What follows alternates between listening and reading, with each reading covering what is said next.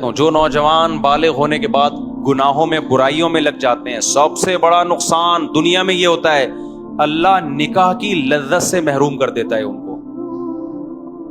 سب سے بڑا نقصان یہ ہوتا ہے جب نکاح کی لذت سے محروم، تو بیوی سے جو محبت ہونی چاہیے وہ ان کو نہیں ہوتی۔ اتنا کچھ گند دیکھ لیا ہوتا ہے، اتنا گند میں منہ مار دیا ہوتا ہے، گھریلو لائف اب ان کی بہت زیادہ ڈسٹرب ہوتی ہے۔ جیسا اللہ دیکھنا چاہتے ہیں ریلیشن کو، ایسا ریلیشن بنتا نہیں ہے، اور اس سے بے سکونی میں جاتا ہے انسان۔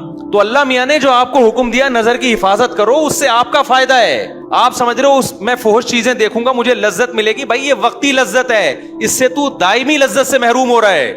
تو بے حیائی کی طرف جو شخص جاتا ہے، دن رات لڑکیوں سے بات کرنا، لڑکیوں سے چیٹنگ کرنا، انٹرنیٹ پہ فحش چیزیں دیکھنا، گھر کی لذت سے اللہ اس کو محروم کر دیتے ہیں۔ یہی حال ان لوگوں کا ہوتا ہے جو اپنے ہاتھ سے اپنی خواہش پوری کرتے ہیں۔ فطرت نے جو خواہش آپ کے اندر رکھی ہے، اس سے فطرت کچھ کام لینا چاہتی ہے۔ اللہ میاں نے آپ میں جو عورت کی خواہش رکھی ہے اس سے کام لینا چاہتی ہے، تاکہ میاں بیوی میں محبت ہو، آگے نسل بڑھے، سکون ملے آپ کو۔ وہاں پہ آپ نے اس کو ڈسٹرب کر دیا تو نسوا اللہ فانساہم انفسہم، اللہ کہتے ہیں میں دنیا میں انتقام لوں گا۔